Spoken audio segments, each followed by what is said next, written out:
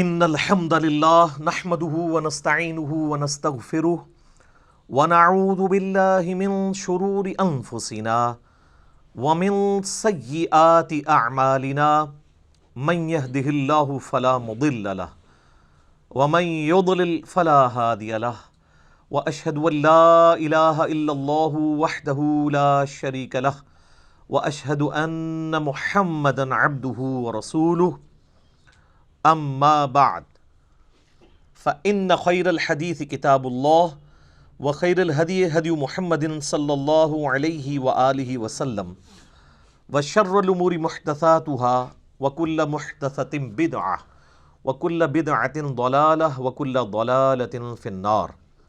اعوذ بالله السميع العليم من الشيطان الرجيم من همزه ونفخه ونفثه. بسم الله الرحمن الرحيم. رب اشرح لي صدري ويسر لي امري واحلل عقدة من لساني يفقهوا قولي. بسم الله الرحمن الرحيم. ان الله وملائكته يصلون على النبي يا ايها الذين آمنوا صلوا عليه وسلموا تسليما. اللهم صل على محمد وعلى آل محمد كما صليت على إبراهيم وعلى آل إبراهيم إنك حميد مجيد. اللهم بارك على محمد وعلى آل محمد كما باركت على إبراهيم وعلى آل إبراهيم إنك حميد مجيد. اللهم ربنا آتنا في الدنيا حسنة وفي الآخرة حسنة وقنا عذاب النار. لا إله إلا أنت سبحانك إني كنت من الظالمين. حسبنا الله ونعم الوكيل. يا حي يا قيوم برحمتك أستغيث ولا تكلني إلى نفسي طرفة عين. ربنا آتنا من لدنك رحمة وهيئ لنا من أمرنا رشدا. لا حول ولا قوة إلا بالله العلي العظيم. آمین. الحمدللہ آج 1 دسمبر 2019 کو سنڈے کے دن قرآن کلاس نمبر 6 میں ہم قرآن حکیم کے انٹروڈکشن کے پوائنٹ آف ویو سے بقیہ کے جو 3 علمی پوائنٹس ہیں ان کو ڈسکس کریں گے.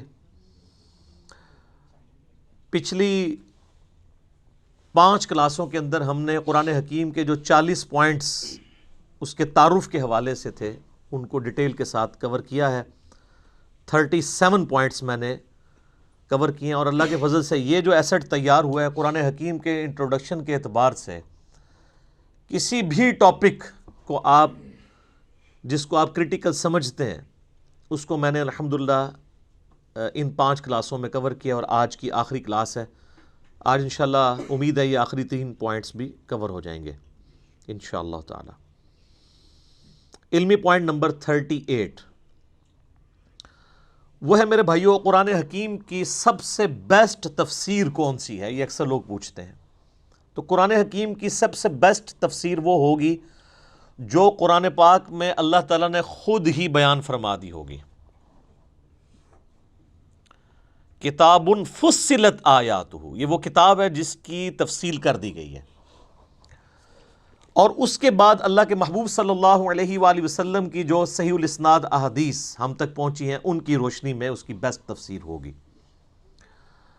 چونکہ آپ صلی اللہ علیہ وآلہ وسلم کو اللہ تعالیٰ نے ہمارا معلم بنا کر بھیجا ہے. تو اللہ تعالیٰ نے جہاں قرآن نازل فرمایا اس قرآن میں جو ضروری چیزیں اس کے ساتھ جڑی ہوئی تھیں نبی صلی اللہ علیہ وآلہ وسلم کے ذریعے امت تک پہنچا دی.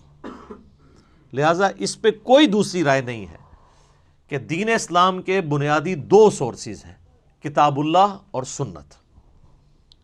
اجماع امت جو ہے وہ کتاب و سنت میں ہی داخل ہے کیونکہ اجماع کو حجت ماننا کتاب و سنت کو حجت ماننا ہے.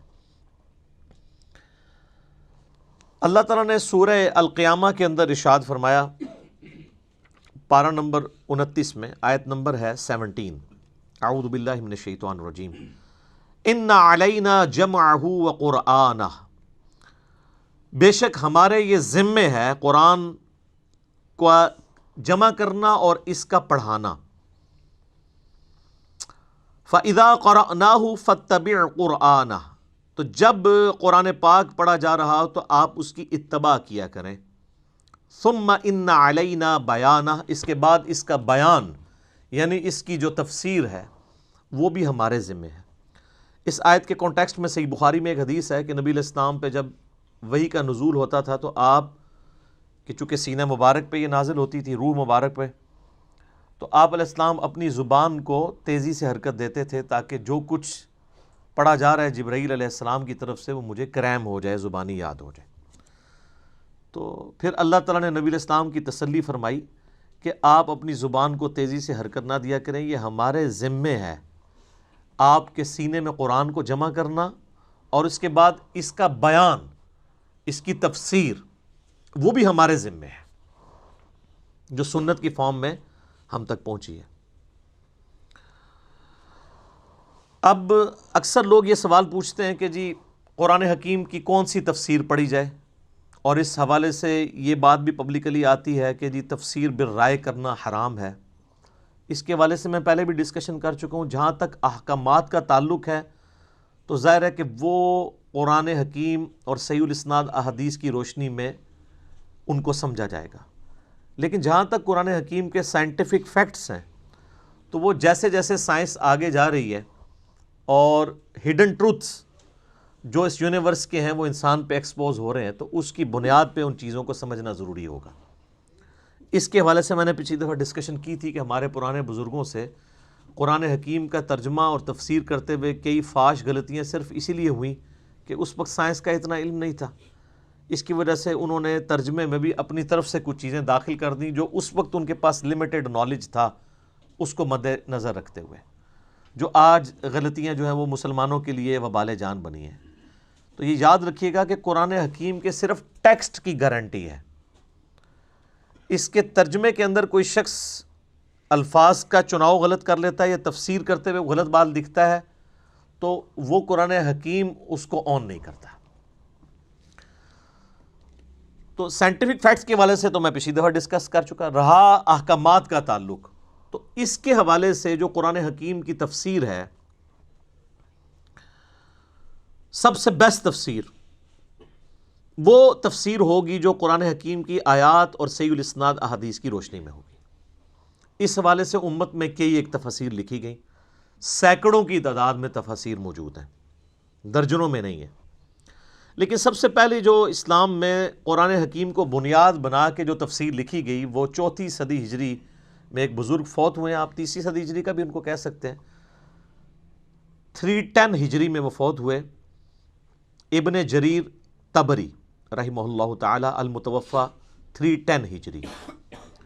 آپ سمجھ لیں امام بخاری امام مسلم کے ہم اثر ہیں آلموسٹ. امام بخاری 256 ہجری میں فوت ہوئے، امام مسلم 261 میں، یہ 310 میں فوت ہوئے. ان کی تفسیر کو کہا جاتا ہے تفسیر ابن جریر یا تفسیر طبری بھی. انہوں نے تاریخ کی بھی ایک کتاب لکھی ہے، وہ تاریخ طبری ہے. یہ ایک پہلی کوشش تھی قرآن حکیم کی تفسیر، اور یہ بڑی ڈیٹیلڈ تفسیر ہے.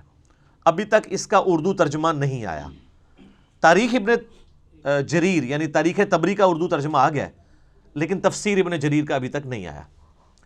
البتہ اس کی اگر آپ نے تلخیص دیکھنی ہو تو 8ویں صدی ہجری میں ایک بہت بڑے محدث گزرے ہیں، حافظ عماد الدین ابن کثیر رحمہ اللہ تعالی، المتوفی 774 ہجری، 774 ہجری میں فوت ہوئے.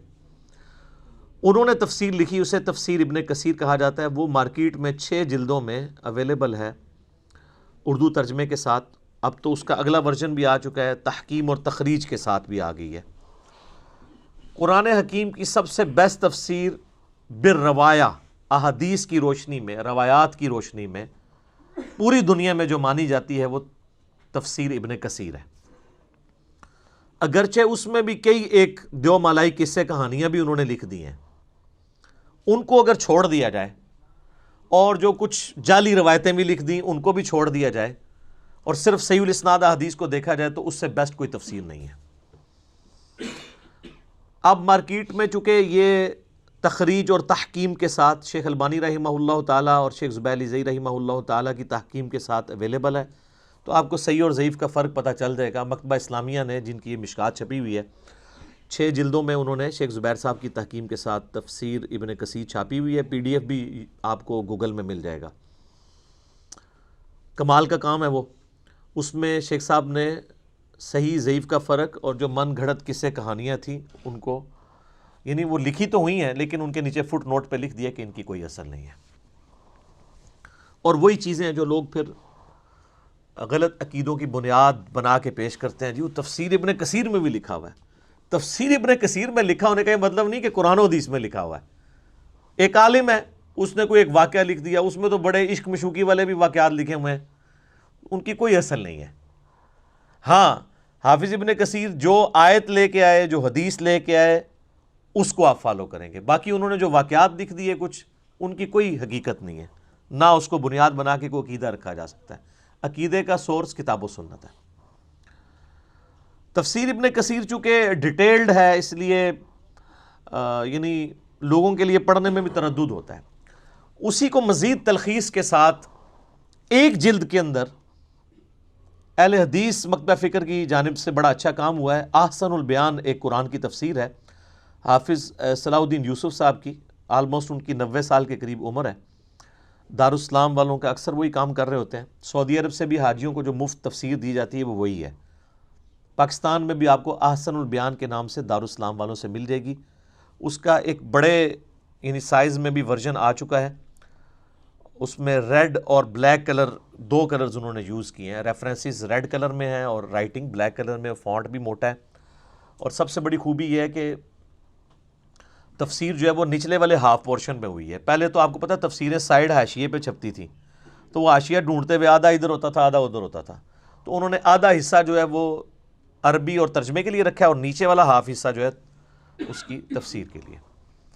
حاجیوں کو یہ مفت دیا جاتا ہے۔ وہ حاجیوں والا جو ورژن ہے وہ چھوٹے سائز میں، اس کی ہینڈ رائٹنگ بھی چھوٹی ہے، بال پڑھی جا سکتی ہے، لیکن یہ جو ابھی اٹلی سے پرنٹ کروایا ہے دارالاسلام والوں نے، وہ بڑے سائز میں ہے اور اس کی قیمت بھی آلموسٹ 1200 روپے ہوگی اس وقت، لیکن بڑے اچھے کاغذ کے اوپر ہے۔ باقی تو دارالاسلام والے آلموسٹ ڈبل ٹرپل قیمت ہی کتابوں کی لگا رہے ہوتے ہیں، لیکن قرآن کے ساتھ شکر انہوں نے یہ ظلم نہیں کیا، قرآن کی قیمت انہوں نے بڑی اچھی رکھی ہوئی ہے۔ تو وہ آپ دارالاسلام والا قرآن احسن البیان لیں، اگرچہ اس میں بھی کئی ایک خامیاں ہیں، اور وہ خامیاں اس وجہ سے ہیں کہ صلاح الدین یوسف صاحب کا ایک اپنا خاص مزاج ہے، وہ انہوں نے اپنا مزاج بھی اس میں کچھ داخل کیا ہے۔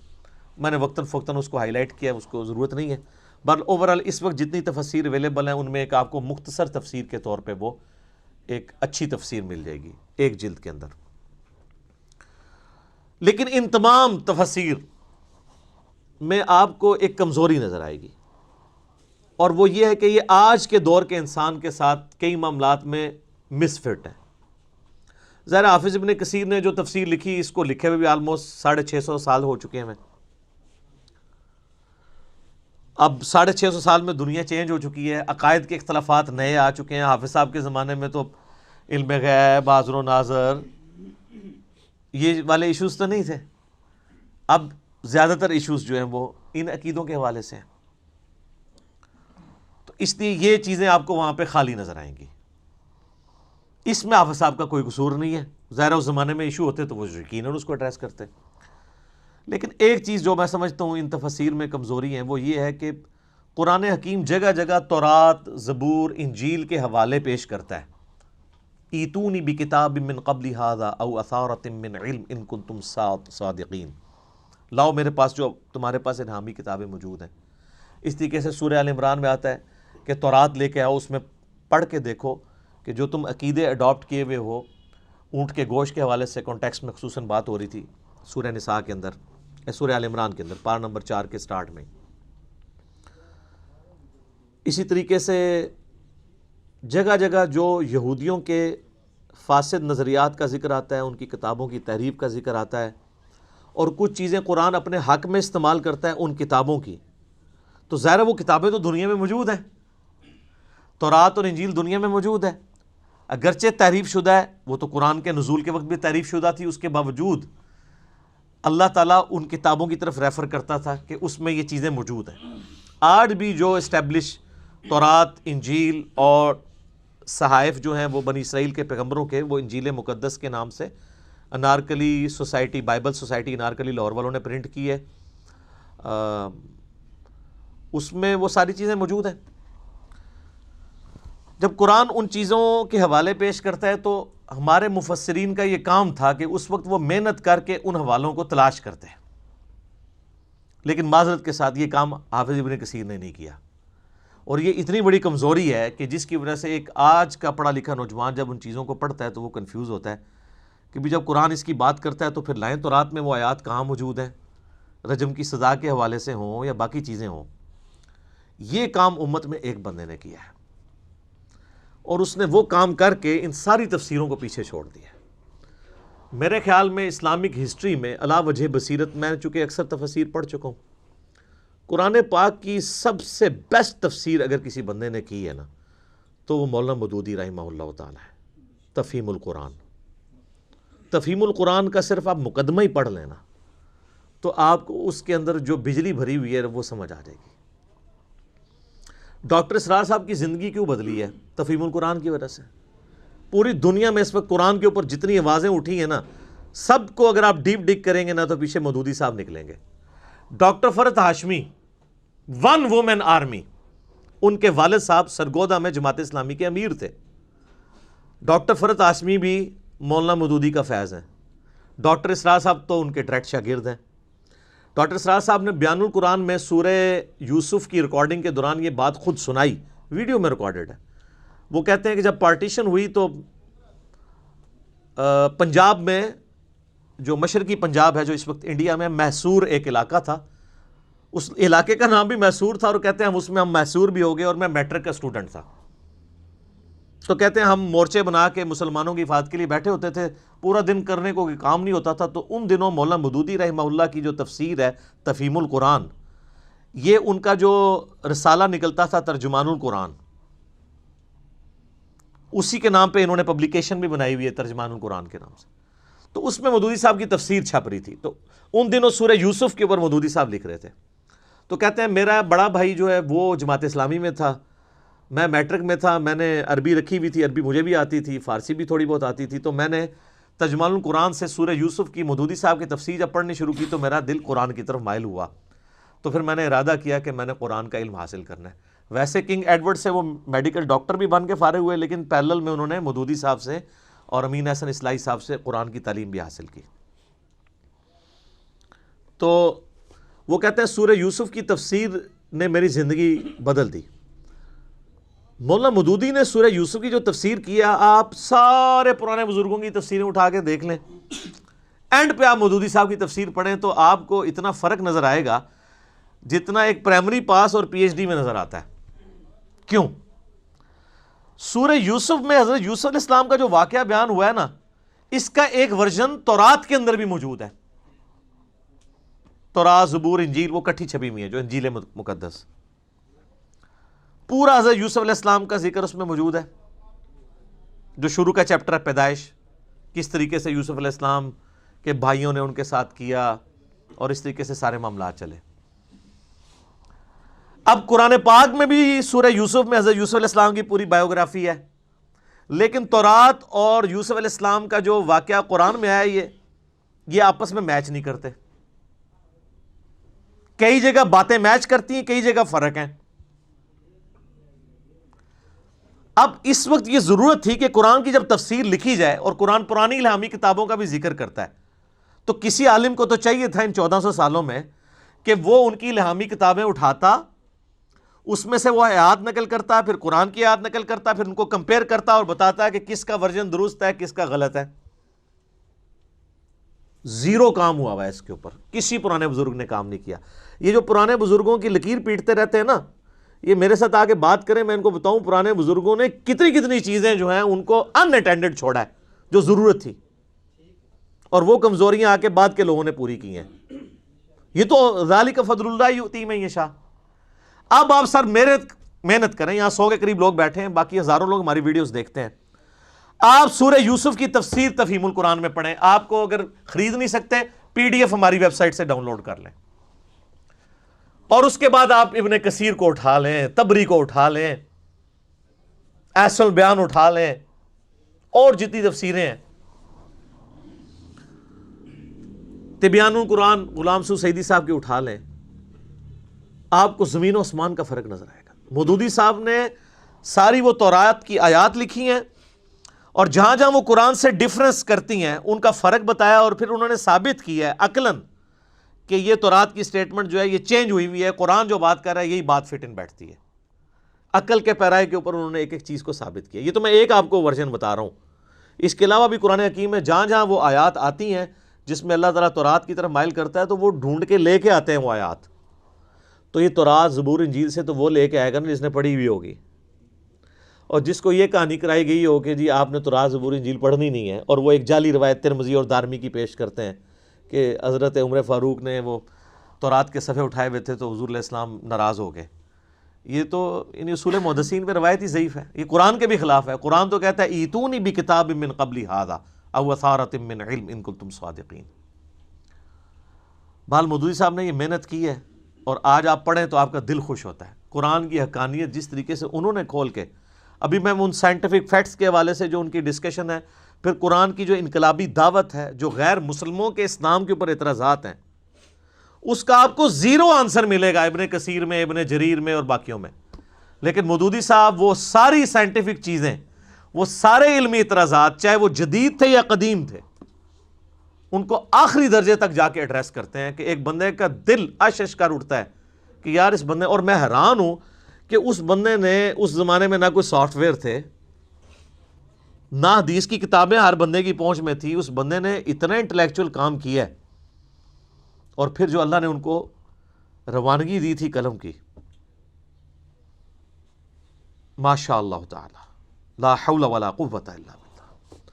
اور یہ آپ پڑھ کے دیکھیں گے تو، میں نے تو ساری پڑھی ہوئی ہے نا، میں تو اینڈ پہ تفہیم القرآن پہ پہنچا تو مجھے آئیڈیا ہوا کہ پوری دنیا کے اندر انٹلیکچوئلس کیوں تفہیم القرآن کا ذکر کرتے ہیں، تو وہ آپ کو آئیڈیا ہوگا۔ تفہیم القرآن آپ ضرور خریدیں۔ ادارہ ترجمان القرآن والوں نے اب کمپیوٹر کمپوزنگ کے ساتھ بھی تفہیم القرآن چھاپ دی ہے۔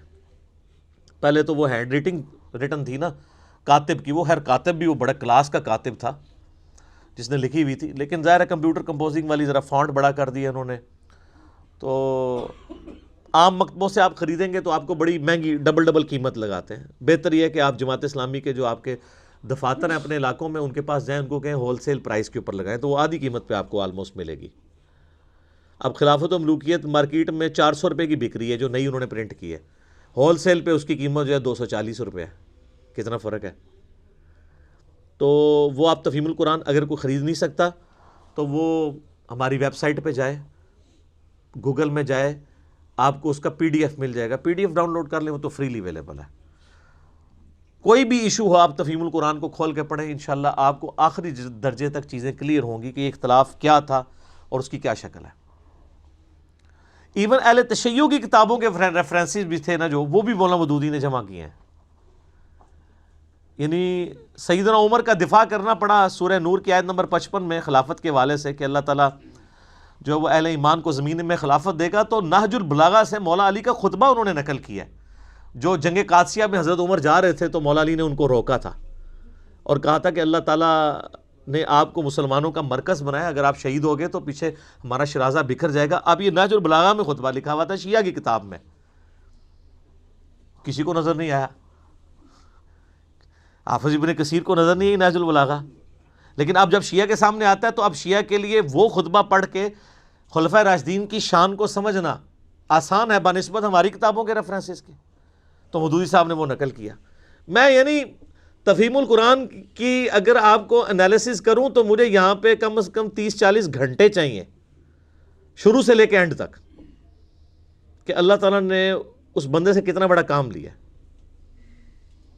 تو تفہیم القرآن ضرور آپ لوگ خریدیں، کیونکہ لوگ پوچھتے ہیں مجھے کون سی تفسیر پڑھیں، میں کہتا ہوں ساری پڑھیں، اس کے بعد اینڈ پہ تفہیم القرآن بھی پڑھیں تو آپ کو انشاءاللہ فرق نظر آئے گا کہ انہوں نے کتنا بڑا کام کیا۔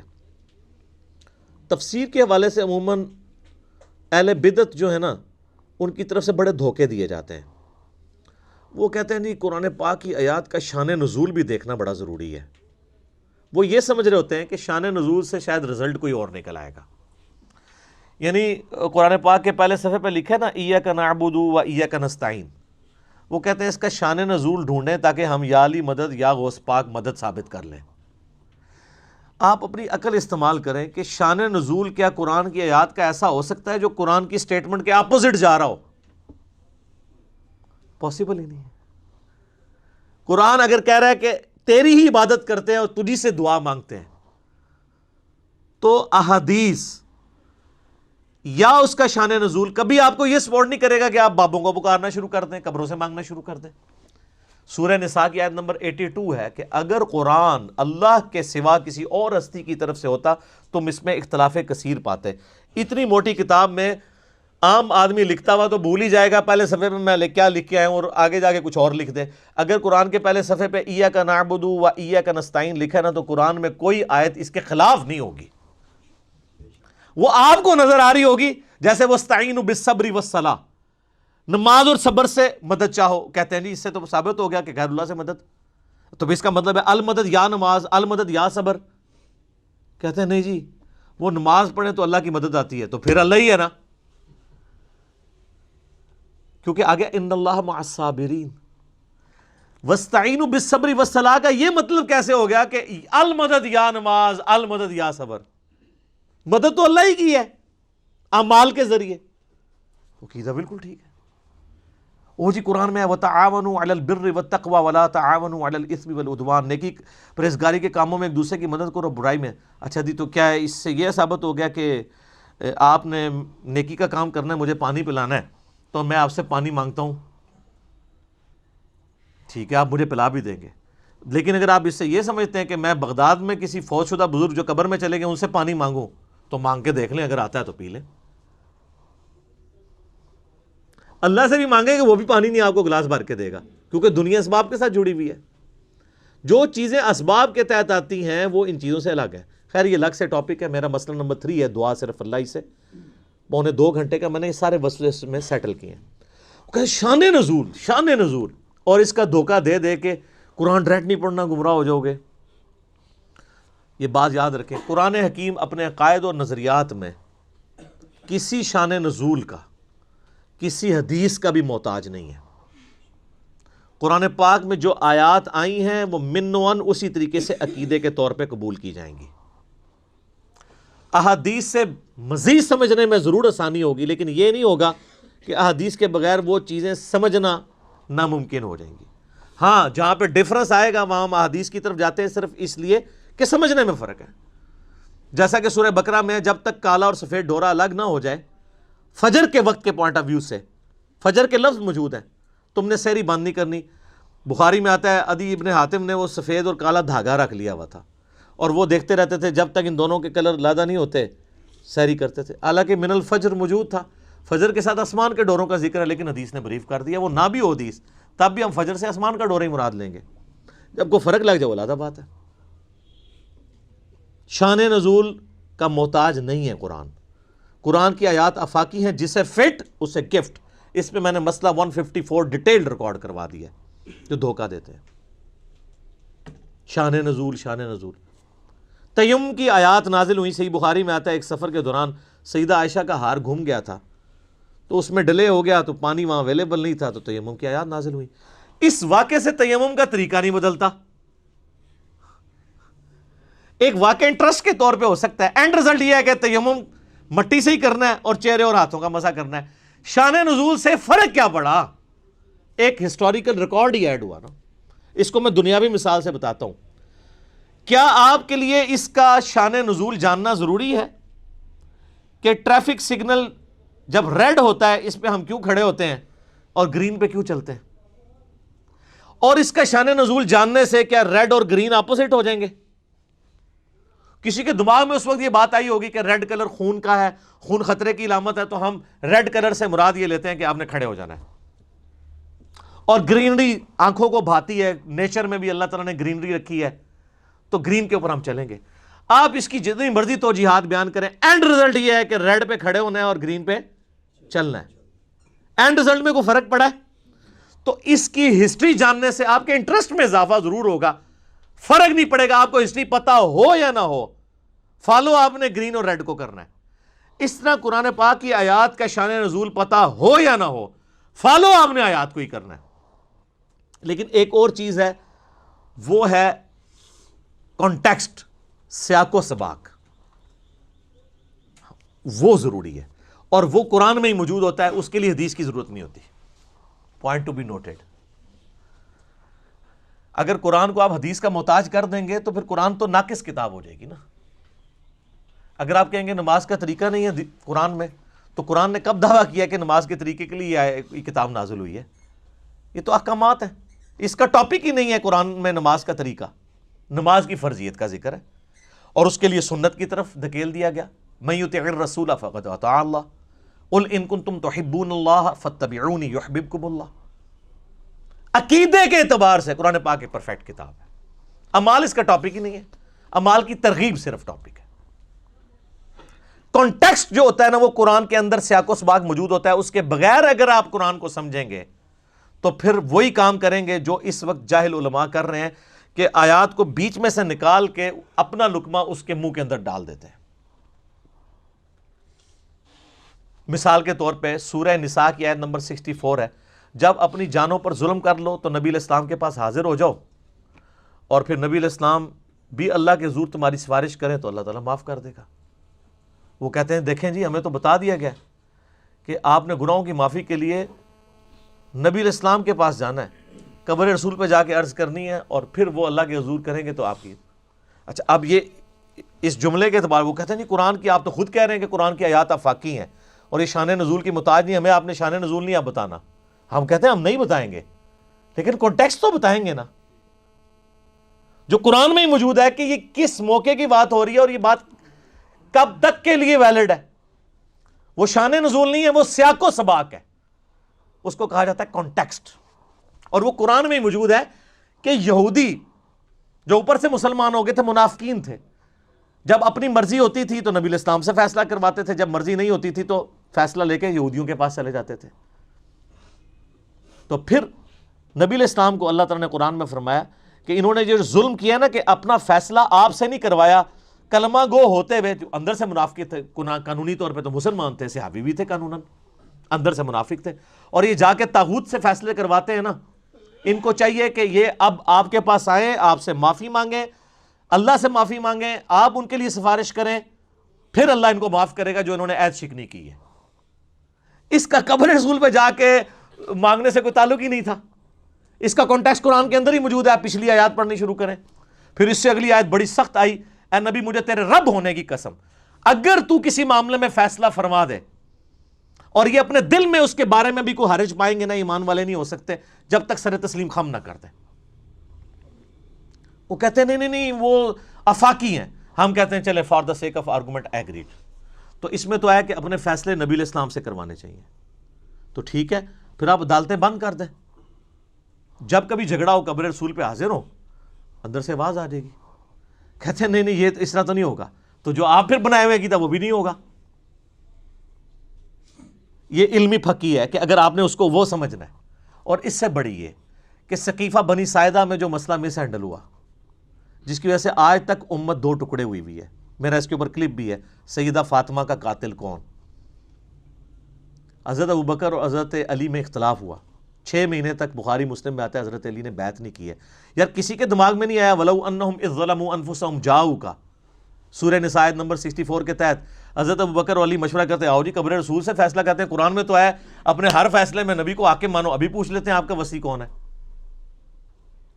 یہ وہ علمی پھکی ہے کہ اس کے بعد ایک ڈکار آتا ہے اور جیسے وہ بندے کی روح پرواز کر جاتی ہے نا، ان کی شیطنت ان کے اندر پرواز کر جاتی ہے، یا علمی موت مر جاتے ہیں. اگر نہیں قبول کریں گے تو مر جائیں گے، ادروائز اپنی اصلاح کر لیں گے. نبی علیہ السلام کے دفنانے کے اوپر اختلاف ہو گیا. کچھ صحابہ نے کہا بیت المقدس لے جاتے ہیں، کچھ نے کہا بقیع غرقد. ترمذی میں آتا ہے سیدنا ابوبکر نے کہا کہ میں نے نبی علیہ السلام سے یہ بات سنی تھی کہ اللہ تعالیٰ نبی کو اس وقت موت دیتا ہے، اس جگہ پہ موت دیتا ہے جو اس کے لیے پسند فرماتا ہے. تو میرا خیال ہے کہ اللہ تعالیٰ نے سب سے بہترین جگہ جو نبی کی موت کے لیے پسند کی ہے نا، وہی سب سے بہتر جگہ ہے کہ وہاں قبر کھودی جائے. تو جس چرپائی پہ آپ فوت ہوئے ہیں نا، اس چرپائی کے ایگزیکٹ نیچے قبر کھودی جائے. وفات النبی پہ میں نے 2 گھنٹے کا لیکچر دیا، مسئلہ 163. تو کسی نے نہیں کہا کہ رسول اللہ صلی اللہ علیہ وسلم نے پوچھ لیتے ہیں آپ کو کہاں دفنا ہے. تو کانٹیکسٹ کیا ہوتا ہے، کیا سے کیا بنا دیتے ہیں. اور یہ 2 نمبری سارے کر رہے ہیں. آپ اہل حدیث کی طرف آ جائیں. جو میں نے جس تفسیر کی تعریف کی ہے سن البیان کی، لیکن میں نے بتایا کہ وہ خاص مینٹلٹی سے لکھتے ہیں. وہ قرآن حکیم میں جو سورہ بقرہ کی آیات آئیں نا کہ ہم نے داؤد علیہ السلام کو جو ہے وہ خلیفہ چنا، اور اس سے پہلے طالوت اور جالوت کی جنگ کا ذکر آتا ہے کہ وقت کے پیغمبر جو سموئیل علیہ السلام تھے، ان سے ان کے امتیوں نے کہا کہ آپ ہمارے لیے ایک بادشاہ مقرر کر دیں جس کے نیچے ہم جمع ہو کے قتال کریں کافروں کے ساتھ. تو اس میں آتا ہے کہ وہ بادشاہ مقرر کیا اللہ تعالیٰ نے وحی کے ذریعے طالوت کو. اس میں ملک کے الفاظ ہیں. صلاح الدین یوسف صاحب چونکہ آپ پتہ ہے سعودیہ کے ساتھ تعلق تھا، انہوں نے اس میں سے ملوکیت ثابت کر دی، اور انہوں نے کہا لوگ ملوکیت کو بڑا برا کہتے ہیں، دیکھیں اللہ تعالیٰ نے بھی ملک بنایا ہے. اور سر اللہ تعالیٰ نے ملک بنایا تھا طالوت کو، شاہ فہد کو اللہ تعالیٰ نے ملک نہیں بنایا، اور نہ یزید کو اللہ تعالیٰ نے ملک بنایا ہے. وہ ان کی ملوکیت کو ثابت کرنے کے لیے کہنا شروع کر دیے کہ وہ دیکھیں ملک کا لفظ موجود ہے، لہذا بادشاہت بھی بڑی اچھی چیز ہوتی ہے. تو پھر میں نے اس کے اوپر رد کیا تھا. 6830 نمبر حدیث ہے سیدنا عمر کی صحیح بخاری میں کہ جو تلوار کے زور کے اوپر خلیفہ چنا جائے اس کی خلافت اسٹیبلش ہی نہیں ہوگی. کس طریقے سے دھونس اور زبردستی کے ساتھ یزید اس امت پہ مسلط ہوا، اس کی خلافت تو اسٹیبلش ہی نہیں ہوئی. وہ خلافت تو ہے ہی نہیں، ملوکیت ہے. تو صلاح الدین یوسف صاحب نے ملوکیت کا ثبوت قرآن سے دے دیا، جس طریقے سے صوفیاء نے غیر اللہ سے استمداد کا ثبوت سورہ نساء سے دے دیا. لیکن ہم یہ دو نمبری نہیں کرتے. کیوں؟ کیونکہ نہ میں وابی نہ میں بابی، میں ہوں مسلم علمی کتابی. بات علمی کتابی ہوگی. وہ جی تراویاں کنیاں ہوندیاں نے، وی تراوی، وی آ گیا تو تراوی وی ہوگی. تراوی دیکھو نا جی، تراوی. علم کی دنیا میرے بھائی، علم کی دنیا میں جذبات کی کوئی حیثیت نہیں ہوتی. جو جدھر ڈنڈی مارے گا نا وہ پکڑا جائے گا اس نے کہاں ڈنڈی ماری ہے. عجیب و غریب قسم کے رزلٹ نکالنے شروع کر دیتے ہیں. جو میں نے بتایا وَاسْتَعِینُوا بِالصَّبْرِ وَالصَّلَاةِ سے المدد یا نماز نکال لیا. یہاں پہ جن دنوں میں ہم ڈسکشن کیا کرتے تھے آج سے 10-12 سال پہلے، ایک شیعہ ذاکر آ گئے اور استمداد پہ بات شروع ہوئی. وہ کہہ رہے کہ اللہ سے بھی مانگ سکتے ہیں. میں نے کہا یار کہاں مانگ سکتے ہیں، ایک آیت بتاؤ وَاسْتَعِینُوا بِالصَّبْرِ وَالصَّلَاةِ. میں نے کہا اس کا مطلب المدد یا نماز، المدد یا صبر. کہتے نہیں. تو میں نے کہا پھر؟ کہتا نہیں اللہ کی مدد. وہ جو آیات پیش کرے میں نے پمفلٹ میں سارے وسوسے لکھے ہوئے ہیں، مختصر کرتے کرتے کرتے اینڈ رزلٹ یہ نکلا اس نے ہاتھ اٹھا دیے. کہتا نہیں میں بڑے مفتی کو فون کروں گا اپنے آیت اللہ کو. میں نے کہا ملا سپیکر آن کیا. اب آیت اللہ بھی وہی دلائل دے رہا ہے جو وہ مجھے دے بیٹھا تھا. تو اس نے اپنے آیت اللہ کا مذاق اڑانا اور کہتا سر جی یہ کوئی دلیل ہے وَاسْتَعِینُوا بِالصَّبْرِ وَالصَّلَاةِ کو اور کڈو. وہ اور نکالے، اس کا جواب بھی میں نے دیا تھا، وہ دینا شروع کیا. کرتے کرتے اس کو کلیئر ہو گیا یہ کہانی ہے ساری. اَمَّن يُجِيبُ الْمُضْطَرَّ إِذَا دَعَاهُ وَيَكْشِفُ السُّوءَ وَيَجْعَلُكُمْ خُلَفَاءَ الْأَرْضِ أَإِلَٰهٌ مَّعَ اللَّهِ. سورہ نمل آیت نمبر 62. بھلا بتاؤ تو کون ہے جو اضطراب میں گرے ہوئے شخص کی فریاد کو سنتا ہے اور اس سے تکلیف دور کر دیتا ہے اور تمہیں اگلوں کا زمین پہ خلیفہ کرتا ہے؟ کیا اللہ کے ساتھ اور الہ بھی ہے جس کی یہ کوالٹیز ہوں؟ قلیلا ما تذکرون. بڑے کم لوگ ہی نصیحت حاصل کرتے ہیں. اس آیت میں اللہ نے کہا ہے کہ اللہ کے سوا جس کو بھی تم مدد کے لیے پکارتے ہو گویا اسے خدا مانے ہوئے ہو. یہ تو جھگڑا ہی نہیں ہے کہ مولا علی کو اختیار ہے یا نہیں ہے. مولا علی کو اختیار بھی ہو، فرشتوں کو اختیار بھی ہو، انبیاء اور جنوں کو اختیار بھی اللہ نے دیا ہو، پھر بھی پکاریں گے کسے؟ اللہ کو. بارش کون برساتا ہے؟ ڈیوٹی کس کی ہے؟ تو بارش کس سے مانگیں گے؟ اللہ سے. ڈیوٹی والا تو مسئلہ ہی نہیں ہے. تو کس طرح دھوکے دیے میں. تو اس طرح کے دھوکوں سے نپٹنے کے لیے آپ کو ایک دفعہ جھوم کے کہنا پڑے گا کہ نہ میں وابی نہ میں بابی، میں ہوں مسلم علمی کتابی. آپ تفہیم القرآن ضرور پڑھیں جی، اس میں انشاءاللہ تعالیٰ آپ کو کئی ایک چیزیں اس حوالے سے مزید کلیئر ہو جائیں گی. چونکہ یہ شان نزول اور کانٹیکسٹ کا دھوکہ دیا جاتا ہے، لہٰذا یہ میری علمی ذمہ داری تھی کہ میں آپ کو اس کے اوپر ڈیٹیل گفتگو کرتا. آپ اندازہ کریں کہ اب آلموسٹ 40 منٹ میرے اس ایک پوائنٹ پہ لگ گئے ہیں. چونکہ رٹی ٹائی تو باتیں نہیں میں نے کرنی ہوتی، نہ وہ کرنی ہوتی ہے جو بزرگوں نے کتابوں میں لکھی ہوئی ہیں. میں تو اس معاشرے کا رہنے والا ہوں اور یہاں کی گمراہیاں آبزرو کرتا ہوں. پوائنٹ صرف میں نے نوٹ کیا ہوتا ہے کہ اس میں نے بات کرنی، باقی اللہ جو کروا دے. علمی پوائنٹ نمبر 39 وہ ہے میرے بھائیوں قرآن حکیم کے مسلمانوں پہ حقوق کون سے ہیں. ایک مسلمان پہ قرآن کے کون کون سے حق ہیں جو اس نے پورے کرنے ہیں بینگ اے مسلم. اس پہ بھی 1 گھنٹہ چاہیے، لیکن بڑی اچھی فارم میں یہ کام آلریڈی ایک بندے نے کر دیا ہے، ڈاکٹر اسرار صاحب رحمہ اللہ تعالی. ان کا ایک چھوٹا سا کتابچہ ہے جو لاکھوں کی تعداد میں پرنٹ ہو چکا ہے اور دنیا کی کئی زبانوں میں ٹرانسلیٹ ہو چکا ہے. قرآن حکیم کے مسلمانوں پہ 5 حقوق. ہم ہماری ویب سائٹ سے بھی ڈاؤن لوڈ کر سکتے ہیں، انگلش میں بھی ہے، آپ کو عربی میں، فارسی میں، اردو میں مل جائے گا. چھوٹا سا کتابچہ ہے، آپ کے اندر بجلی بھر دے گا اور آپ کو پہلی دفعہ پڑھ کے یہ اندازہ ہوگا یار میں کہاں کا مسلمان ہوں، میں نے تو قرآن کا کوئی بھی حق پورا نہیں کیا. بل وہ 5 حق میں بتا دیتا ہوں. اب میں ایک حق پہ 1 گھنٹہ بول سکتا ہوں، لیکن نہیں بولوں گا، وہ آلریڈی کام ہوا ہوا ہے. باقی میرے 6 لیکچرز میں جتنا رونا رو چکا ہوں وہ سب کچھ اسی کے گرد ہی تھا. نمبر 1 قرآن پر ایمان لانا. ماشاءاللہ وہ تو سارے لائے ہوئے ہیں. خالی ایمان یعنی قرآن کو ماننا، اصل مسئلہ ہے قرآن کی ہی ماننا. نمبر 2 اس کی تلاوت کرنا. نمبر 3 قرآن کو سمجھنا. بس اب آپ کا ڈاؤن فال شروع ہو گیا. نمبر 4 اس پر عمل کرنا اوسدو کا. اور نمبر 5 اس کی تبلیغ کرنا سب سے مشکل. وَتَوَاصَوْا بِالْحَقِّ وَتَوَاصَوْا بِالصَّبْرِ. پھینٹی پکی. تو ماشاءاللہ پہلے 2 تو اکثر دنیا کے مسلمان پورے کر ہی رہے ہوں گے کسی نہ کسی فارم میں، ایمان اور تلاوت. اگر کوئی لادہ بھی نہیں تلاوت کرتا، وہ کہتا ہے قرآن نماز میں تو میں تلاوت کر ہی رہا ہوں نا سورہ فاتحہ کی، تو یہ 2 حق تو میں ڈیٹم لیول پہ پورے کر رہا ہوں. لیکن قرآن کو سمجھنا، قرآن کہا جاتا ہے کہ دنیا میں سب سے پڑھی جانے والی کتاب قرآن ہے، لیکن اس کا تلخ پہلو یہ ہے کہ دنیا میں سب سے زیادہ بغیر سمجھ کے پڑھی جانے والی کتاب بھی قرآن ہی ہے. سورہ فرقان آیت نمبر 30 وقال الرسول یا رب ان قوم اتخذوا هذا القرآن مہجورا. رسول اللہ شکایت کریں گے قیامت والے دن، اے اللہ میری امت نے قرآن کو پیٹھ کے پیچھے ڈال دیا تھا. اس پہ تو اتنا رویا جا سکتا ہے. پچھلی دفعہ میں نے وہ جو ناروے میں قرآن والا واقعہ ہوا تھا، لوگ تو وہ انگریزوں کو برا کہہ رہے ہیں. انگریزوں سے بڑے دشمن تو یہاں مسلمان علماء بیٹھے ہیں جنہوں نے مسلمانوں کو قرآن سے دور کیا. اسی آج میں نے شعیب بھائی کو کہا، وہ قرآن کے بارے میں ایک ماہر القادری رحمہ اللہ تعالیٰ ایک بہت اچھے شاعر گزرے ہیں، بڑے ڈیسنٹ. انہوں نے قرآن کی فریاد ایک اس کی شاعری کی ہے. وہ آج آپ کو ہماری علمی مجلس کے سٹارٹ میں ہم وہ ان سے پڑھوائیں گے کہ قرآن مسلمانوں سے چیخ چیخ کے کیا کہہ رہا ہے کہ تم مجھے طاقوں میں سجاتے ہو، مجھ پہ خوشبو لگاتے ہو، طوطا مینا کی طرح مجھے رٹوا بھی دیتے ہو، لیکن جو میرے احکامات تھے اس کو پس پش تم نے ڈالا ہوا ہے. تو یہ کتابچہ ضرور پڑھیں. قرآن حکیم کے مسلمانوں پہ 5 حقوق ڈاکٹر اسرار صاحب رحمہ اللہ تعالیٰ کا. تو اس علمی پوائنٹ کو میں ادھر ہی چھوڑتا ہوں تاکہ میں اس کو آج مکمل کر لوں. آخری علمی پوائنٹ نمبر ہے 40 نمبر. وہ ہے میرے بھائیوں ہمارے محبوب امام کائنات سید الاولین والآخرین شفیع المذنبین رحمۃ للعالمین سیدنا و مولانا امام اعظم محمد رسول اللہ صلی اللہ علیہ وآلہ وسلم کا آلۂ دعوت یہ قرآن ہے، انسٹرومنٹ آف دعوت. وَأُوحِيَ إِلَيَّ هَذَا الْقُرْآنُ لِأُنذِرَكُمْ بِهِ وَمَنْ بَلَغَ. سورہ الانعام آیت نمبر 19. اے نبی فرما دو قرآن مجھے اس لیے وحی کیا گیا تاکہ اس کے ذریعے میں تمہیں ڈر سناؤں اور جس تک بھی یہ کتاب پہنچ جائے اس کتاب کے ذریعے ڈر سنانا ہے. فضائل اعمال کے ذریعے نہیں، فضائل سنت کے ذریعے نہیں،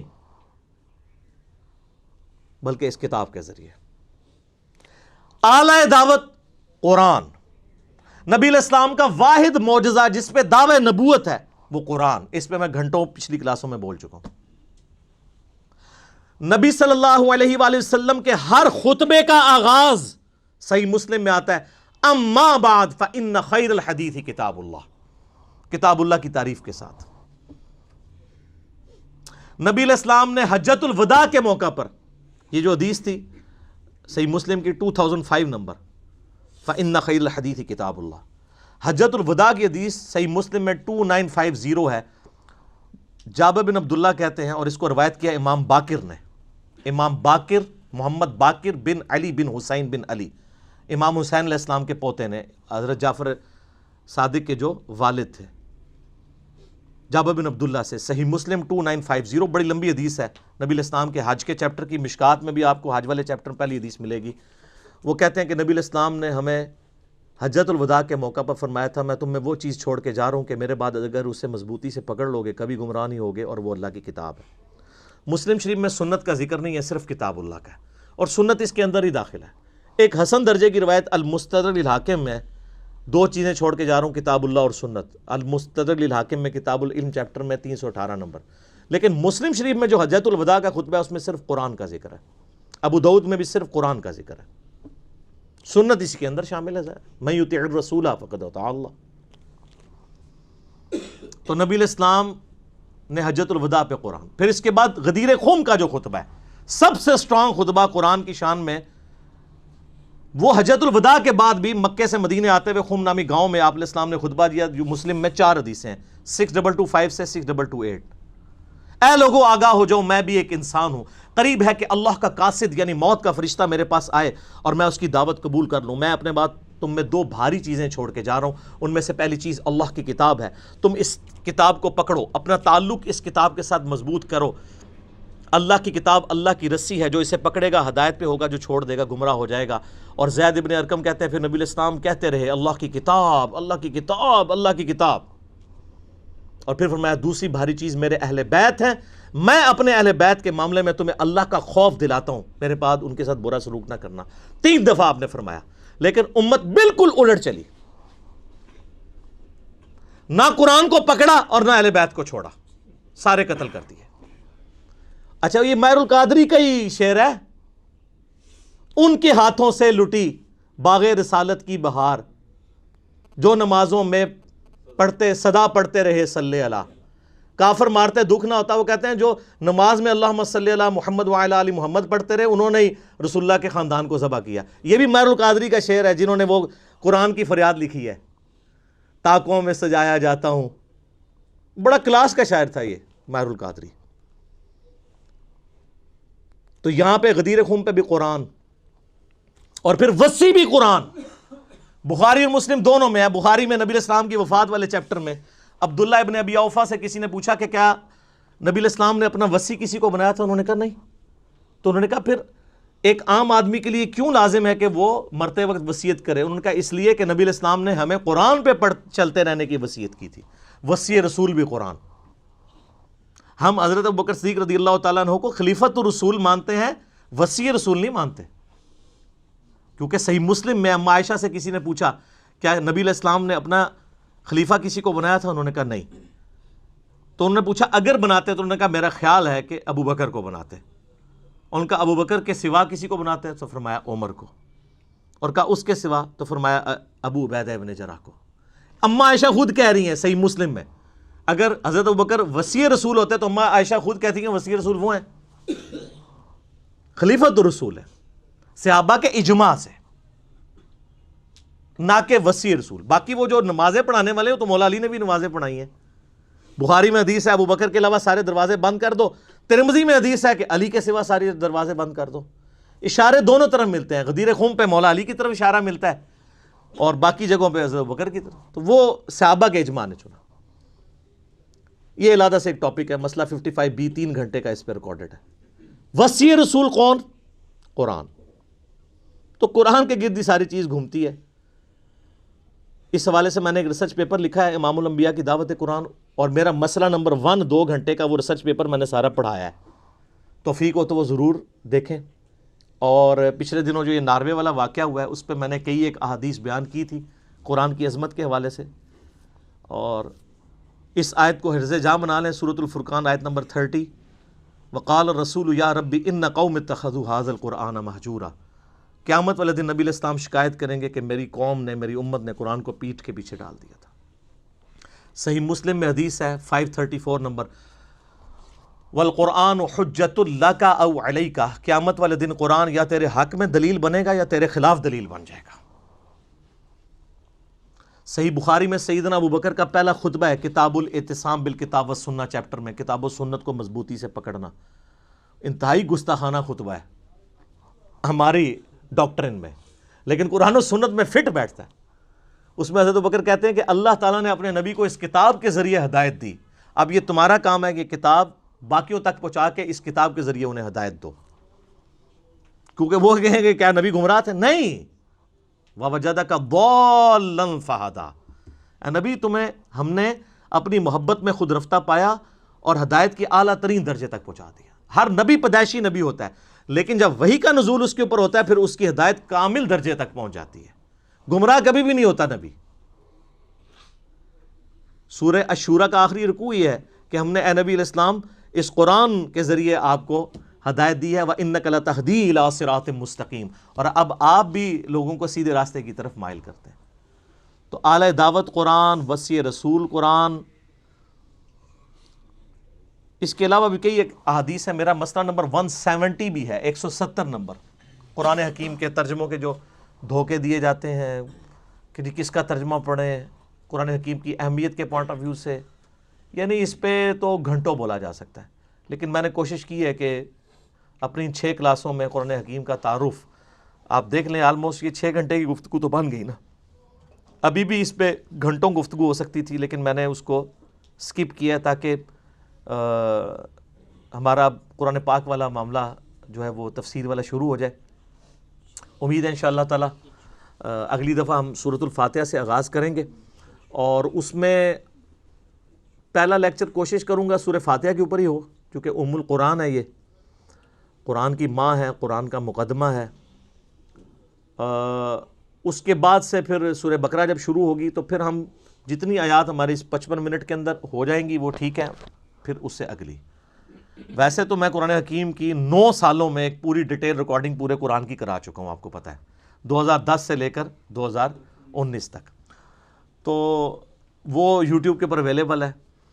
لیکن پھر دوبارہ سے اس لیے سٹارٹ کی کہ اس دفعہ ہم ذرا اس کو مزید بہتر بنائیں ویلیو ایڈیشن کر کے، اور اس میں ایک ویلیو ایڈیشن ہوگی انشاءاللہ کہ جب میں آیات بولا کروں گا وہ آپ کو اسکرین پہ ڈسپلے ہوتی ہوئی نظر آیا کریں گی نیچے، تاکہ کنسنٹریشن لوز نہ ہو۔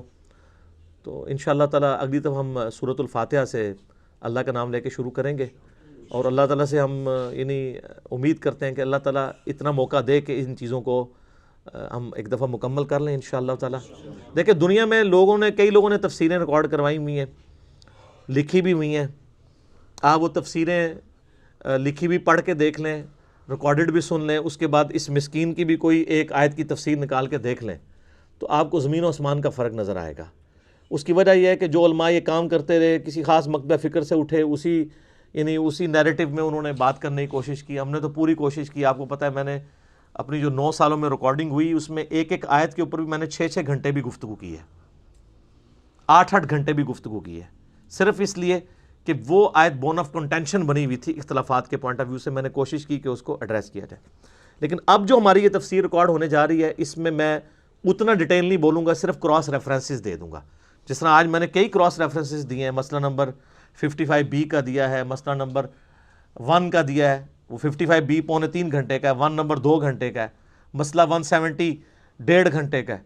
اب ہر دفعہ اتنی ڈیٹیل گفتگو تو ممکن نہیں ہے، لیکن یہ کوشش کی جائے گی کہ کیونکہ بعض لوگوں نے یہ بھی شکایت کی کہ یہ مختصر کے چکر میں یہ بھی نہ ہو کہ وہ جو چیز سمجھانے والی ہے وہ بھی رہ جائے، نہ ایسا نہیں ہونے لگا، بے فکر ہو، میں اپنی عادت تو مجبور ہاں، جو تک میں کتا گھودوں باہر نہ کاٹ لواں میری تسلی نہیں ہوتی، کیونکہ مجھے پتہ ہوتا ہے کہ یہ خالی میں نے ڈول نکالنے سے کچھ بھی نہیں بننا۔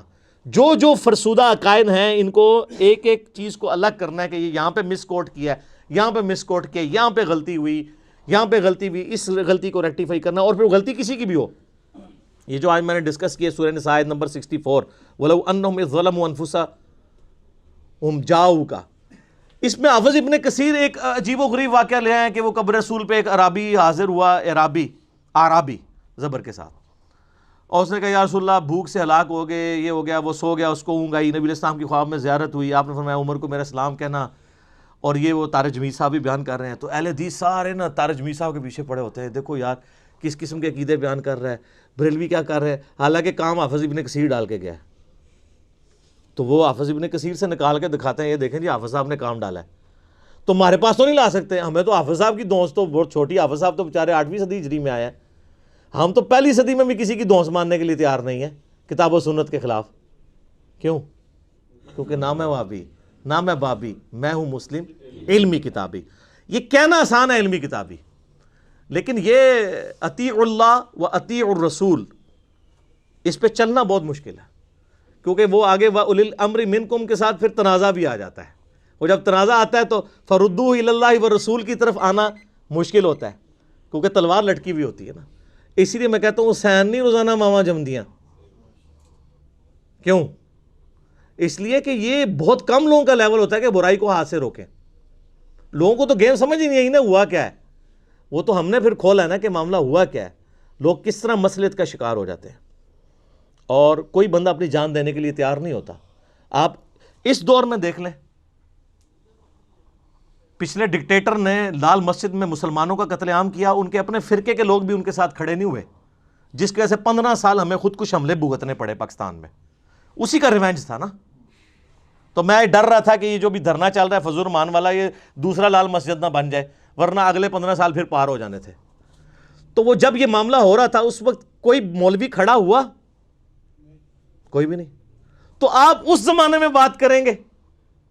آج تو پھر بھی فریڈم آف ایکسپریشن ہے، میڈیا پہ بات ہو سکتی ہے، عدالتیں ہیں، لیکن جہاں پہ صرف بادشاہ ہو، جو بولے اس کی گردن کاٹ دی جائے، اس زمانے میں بولنا بڑا مشکل ہے۔